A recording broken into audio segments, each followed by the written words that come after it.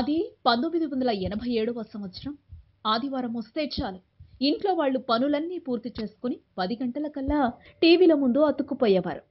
చిన్న, పెద్ద, ముసలి, ముతక ఎవరైనా సరే. అప్పట్లో కొత్తగా వచ్చిన వినోద సాధనం ముందు కళ్ళల్లో కాగడాలు వెలిగించుకుని ఆ టైంలో వచ్చే రామానంద సాగర్ రామాయణ్ అనే సీరియల్‌ను తనివి తీరా తిలకించేవారు. అందులో రాముడిగా అరుణ్ గోవిల్, సీతగా ముంబైకి చెందిన దీపికా చికాలియా నటించారు. ఆ సీరియల్ నేషనల్ వైడ్‌గా వచ్చేది. అందుకే హిందీలో వచ్చేది.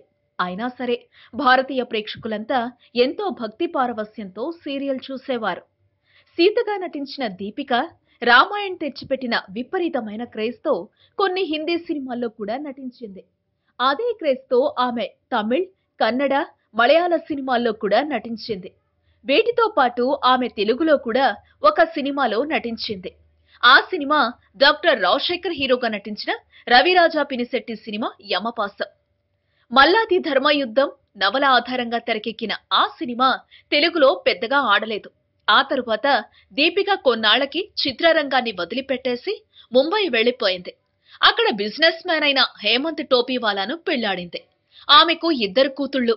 ప్రస్తుతం ముంబైలో సింగార్ బిండి టిప్స్ అండ్ టోస్ అనే కాస్మెటిక్ బిజినెస్ చేస్తున్నారు భార్యాభర్తలిద్దరు. దీపిక ఆ సంస్థకు సంబంధించిన మార్కెటింగ్ వ్యవహారాల్ని చూసుకొని ఆ తర్వాత పిల్లల సంరక్షణ బాధ్యతలు తీసుకుంటుంది. ఇక ఆమెకిప్పుడు రీఎంట్రీ ఇవ్వాలనే కోరికే మాత్రం లేదని అంటోంది. ప్రేక్షకులు నన్ను సీతగాను, అరుణ్ గోవిల్ ను రాముడిగాను, దారా సింగ్ ను హనుమంతుడిగాను ఆదరించారు. మరో 100 ఏళ్లు గడిచినా ఆ క్రేజ్ మరి దేనికి రాదని అంటోంది దీపిక.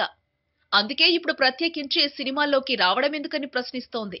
నిజమే, సీతగా దీపికది మామూలు క్రేజా? ఈ వీడియో మీకు నచ్చితే ఓ లైక్ కొట్టండి. మీ ఫ్రెండ్స్ కు షేర్ చేయండి. ఇలాంటి మరిన్ని ఆసక్తికరమైన విషయాలు తెలుసుకోవాలనుకుంటే మా యూట్యూబ్ ఛానల్ ను సబ్స్క్రైబ్ చేయడం మాత్రం మరవకండి. Thank you for watching.